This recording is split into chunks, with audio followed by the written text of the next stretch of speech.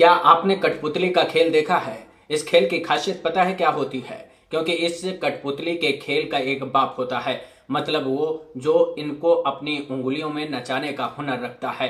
क्योंकि इन कठपुतलियों ने कभी अपने पैरों में खड़े होने का हुनर नहीं सीखा। शायद यही कारण है कि इन कठपुतलियों को एक सहारे की जरूरत होती है। इस तमाशे को लोग देखते हैं, तब उस हुनर के बाजीगर पर नजर नहीं होती है, बल्कि लोगों की नजर कठपुतलियों पर होती है। कहीं ऐसा तो नहीं कि आपका लोकतंत्र किसी की हाथों का कठपुतली बनता जा रहा है और आप सरकार की उंगलियों में फंसी डोर के खिलाड़ी बनते जा रहे हैं। जयराम दोस्तों, मेरा नाम गंगा प्रसाद और आप देखना शुरू कर चुके हैं वॉच न्यूज।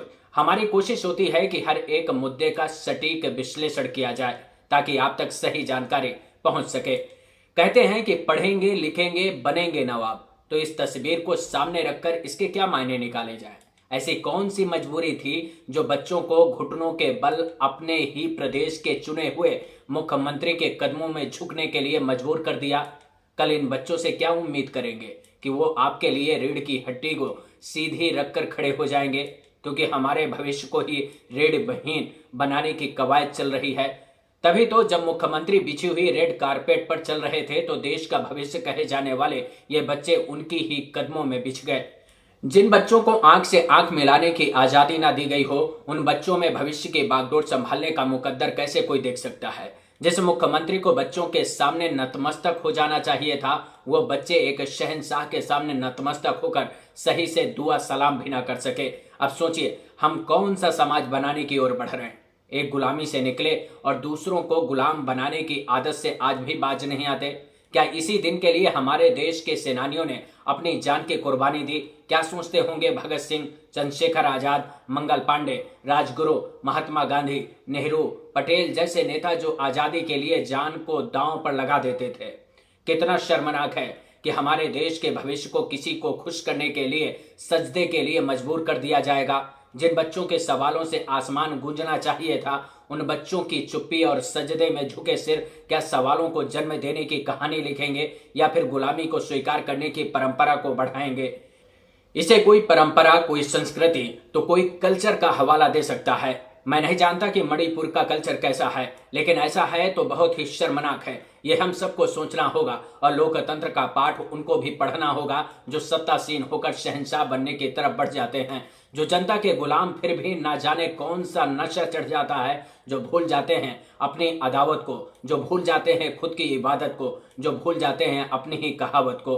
नहीं पता कि बाल अधिकारों की चिंता करने वालों ने इन बच्चों की मनोदशा को लेकर कितनी चिंता की। नहीं पता कि उन्होंने बादशाह नाना भाई मुख्यमंत्री से सवाल करने की हिम्मत अब तक जुटाई या फिर नहीं। नहीं पता कि उन्होंने अपनी जिज्ञासा को शांत करने के लिए क्या किया है। क्या पता उन्होंने भी ऐसे ही सजदे में शहंशाह के सामने सिर झुका दिया हो। लेकिन सोचिए, अगर इन बच्चों में शायद किसी एक बच्चे ने एक बार खुद की रीढ़ को सीधी करने की कोशिश की होती तो क्या होता? क्या कोई सुरक्षाकर्मी उसकी तरफ झपट्टे नहीं मारता? क्या किसी सुरक्षाकर्मी की बंदूक उसकी तरफ नहीं होती? क्या उसकी तलाशी और पूछताछ के लिए एजेंसियां नहीं लगी होती? तब भी क्या चुप्पी साधे टीवी वाले चुप रहते? जो इस तस्वीर पर शांति ओढ़े हुए हैं, ये कल्पना कर सकते हैं हमारे समाज का आज का चरित्र है। टीवी को विलेन मिल जाए तो उससे अच्छा आज की गोदी मीडिया के लिए कोई किरदार नहीं होता, क्योंकि वो खुद एक तवायफ की तरह सरकार के सामने सजदे करता रहता है। इस तस्वीर के पीछे का सच कुछ भी हो सकता है, लेकिन इस डर की तस्वीर को ग्लोबल फ्रीडम वॉच डॉग ने अपनी रिपोर्ट में लिखा है कि कैसे भारत में सच बोलने, अपनी बात रखने की आजादी पर कुठाराघात लगातार किया जा रहा है। इस रिपोर्ट के मुताबिक पहले की तुलना में अब लोगों को अपनी बात रखने में ज्यादा डर लगता है, उनकी बात सुनने वाला भी कोई नहीं है। इस रिपोर्ट के मुताबिक पहले भारत 70वें पायदान पर ठहरता था, जो गिरकर 67वें पायदान पर आ गया। इसके क्या मायने निकाले जाएं? जिन लोगों को लगता है कि लोकतंत्र का गला नहीं घोटा जा रहा, वो खुली हवा में पहले की तरह बोलने की आजादी पाते हैं, उन लोगों को इस रिपोर्ट को पढ़ लेना चाहिए, जिससे लोकतांत्रिक सरकार की नियति और नियत दोनों का पर्दाफाश हो जाता है। उनके चाल चरित्र का पूरा बखान किया गया है। बताया गया है कि कैसे लोगों की आजादी को कुचलने का लगातार काम किया जा रहा है। बात सिर्फ इतनी सी नहीं है कि भारत के लोकतंत्र की मिसाल दुनिया में दी जाती है, लेकिन इस लोकतांत्रिक देश में खुले विचारों को कितनी जगह मिल रही है ये कहना मुश्किल भी नहीं है। ऐसे में सवाल ये है कि क्या आने वाले समय में भारत दुनिया को लोकतंत्र का पाठ पढ़ा पाएगा? क्योंकि फ्रीडम प्रेस ऑफ इंडेक्स में भारत 142वें पायदान पर ठहरता है। यह रिपोर्ट 2020 की है, लेकिन आने वाली नई रिपोर्ट में भारत की मीडिया का हाल क्या होगा यह कहना मुश्किल नहीं है, क्योंकि जब लोगों की आजादी पर कुठाराघात हो सकता है तो फिर मीडिया की आजादी भी तो लोगों की लोकतांत्रिक मूल्यों में ही छिपी है। अब अगर किस देश में कितना लोकतंत्र बचा है इस सवाल पर आकलन करना हो तो आपको डेमोक्रेसी इंडेक्स के इस चार्ट को देखना चाहिए, जिसको 4 भागों में डिवाइड किया गया है। पहला पूर्ण लोकतांत्रिक देश, दूसरा त्रुटिपूर्ण लोकतंत्र, तीसरा मिश्रित शासन और चौथा सत्तावादी शासन है। इसमें भारत त्रुटिपूर्ण लोकतंत्र की श्रेणी में आ गया है, क्योंकि भारत पहले की तुलना में 2 अंक और नीचे गिरकर 53वें पायदान पर पहुंच गया है। वहीं फ्रीडम हाउस की रिपोर्ट में भी भारत के लोकतांत्रिक मूल्यों में आ रही गिरावट को लेकर चिंता जाहिर की गई है। यह एक अमेरिकी संस्था है जो 25 मानकों को ध्यान में रखकर रिपोर्ट को तैयार करती है, जिसमें इस बात का जिक्र है कि 2014 में मोदी सरकार के आने के बाद से राजनीतिक अधिकारों और नागरिक स्वतंत्रता में कमी आई है। मानवाधिकार संगठनों पर दबाव बढ़ा है, लिखने और बोलने वालों को डराया और धमकाया जा रहा है, मुसलमानों को निशाना बनाया जा रहा है, राजद्रोह लगाने का चलन बढ़ गया है, जो कई दफा देखने को आपको मिला भी होगा। इन चिंताओं के बीच सरकार ने एक और कानूनी शिकंजा कसा है। हवाला सुप्रीम कोर्ट का दिया गया है ताकि सरकार पर लोकतांत्रिक मूल्यों के हनन का आरोप न लगे। क्या यही सच है? ये सवाल आपको खुद से पूछना चाहिए, क्योंकि कुछ मीडिया संस्थान लगातार सरकार को घेरने का काम कर रहे हैं। सटीक और सही मुद्दों पर रिपोर्टिंग कर हकीकत को देश को दिखाने का काम कर रहे हैं, जिससे सरकार की चिंता लगातार बढ़ती जा रही है। ऐसे संस्थानों को कंट्रोल करने के लिए 9 मंत्रियों के एक समूह ने सरकार को एक रिपोर्ट सौंपी है, जिसमें इस सोशल मीडिया को कंट्रोल करने के लिए खाका तैयार किया गया है, जो अब हम सबके सामने कानून के तौर पर मौजूद है। लेकिन इसके पीछे की मंशा बड़ी खतरनाक है, क्योंकि सरकार उन लोगों को खामोश करना चाहती है जो लोग सरकार से सवाल करते हैं, जो लोग सरकार को आईना दिखाने की कोशिश करते हैं।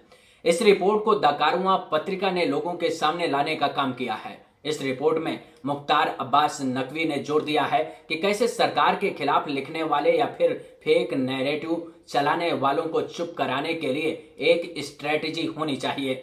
दरअसल GOM में सिर्फ नकवी नहीं थे, बल्कि इसमें रविशंकर प्रसाद, स्मृति ईरानी, प्रकाश जावड़ेकर, S जयशंकर, किरण रिजिजू, हरदीप सिंह पुरी, अनुराग ठाकुर, बाबुल सुप्रियो शामिल हैं। ये सभी मोदी सरकार में मंत्री हैं, जिसमें 5 कैबिनेट मंत्री हैं। स्मृति जी जरूर बताइएगा, 50 नेगेटिव इन्फ्लुएंसर्स को ट्रैक तो आप करा रही हैं, उनके साथ आप क्या सलूक कर रही हैं, किस तरह से उनके खिलाफ आप एजेंसीज का इस्तेमाल करवाएंगी या कर रही हैं, ये जरूर अपनी पोजीशन क्लियर करिए। सूर्य प्रकाश जी जरूर बताइएगा, प्रसार भारती के हेड बनकर, कि सरकार की कौन सी कोट अनकोट एनॉर्मस पावर को आप इस्तेमाल करके इन लोगों को कंट्रोल कर रहे हैं। स्वपन दास गुप्ता जी जरूर बताइएगा, वो कौन सा लिटिल बिट एक्स्ट्रा इन कैलिब्रेटेड मैनर आप इन जर्नलिस्ट को दे रहे हैं। रविशंकर प्रसाद जी को तो बहुत कुछ बताना पड़ेगा। रविशंकर प्रसाद जी को तो यह जरूर बताना पड़ेगा कि नीति निर्धारण संसद करेगा या नीति निर्धारण कमरे में बैठकर गोष्ठी करने वाला एक ग्रुप ऑफ मिनिस्टर्स करेगा। क्योंकि आपकी जो अभी IT एक्ट आई है उसमें जावड़ेकर जी और आपकी विश्वसनीयता पर, आपकी जो संविद्धता है हमारे संविधान के प्रति, उस पर प्रश्न उठ चुका है। क्या आपने जो नीति बनाई, क्या आपने जो नए कानून बनाए, वो तो साफ जाहिर है आपने इस ग्रुप ऑफ मिनिस्टर्स की रिपोर्ट पर, उनके सुझावों पर, उस आशय से बनाए गए। इस रिपोर्ट में कुछ गोदी पत्रकारों की भूमिका भी शामिल है, जिन्होंने सरकार से सवाल नहीं करने का फॉर्मूला सरकार को बताया है और सवाल करने वालों को चुप कराने का रास्ता भी बताया है।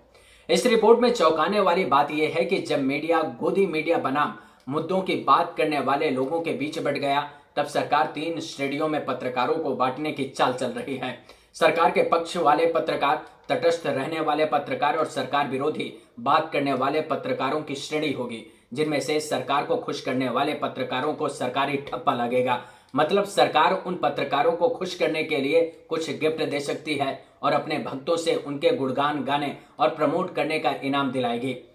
दरअसल बात सिर्फ सोशल मीडिया की गंदगी को साफ करने का नहीं है, बल्कि सरकार की सोशल मीडिया ने नींद उड़ा रखी है। लगातार लोग सरकार को घेरने के लिए सोशल मीडिया का इस्तेमाल कर रहे हैं, सवाल कर रहे हैं। ऐसे में सरकार ने नई नीति जारी कर लोगों की सोच को दबाने का काम कर रही है। हाल में सरकार का ट्विटर के साथ एक विवाद हो गया। सरकार ने ट्विटर को कुछ लोगों के नाम सौंपकर अकाउंट्स को डिलीट करने को बोला, लेकिन ट्विटर ने संविधान में लिखे नियम और कानूनों के मुताबिक सरकार की मांग को ठुकरा दिया और सार्वजनिक पोस्ट डालकर सरकार की जमकर किरकिरी कराई। ऐसे में अब सरकार ने नए नियमों के जरिए उन लोगों पर लगाम कसने की रणनीति बनाई है जो लोग सरकार के विरोध में बात करते हैं। यही न्यू इंडिया की न्यू सोशल मीडिया पॉलिसी है। इस वीडियो में इतना ही, लेकिन वीडियो को लाइक करना और चैनल को सब्सक्राइब करना मत भूलिएगा। इस पर अपने विचार शेयर करेंगे तो हमको भी अच्छा लगेगा। इसके साथ ही मैं अपने सभी वीडियो टेलीग्राम में डालता रहता हूं, तो चैनल को ज्वाइन कर लेंगे तो मेरे हर वीडियो का नोटिफिकेशन आपको मिलता रहेगा। नमस्कार।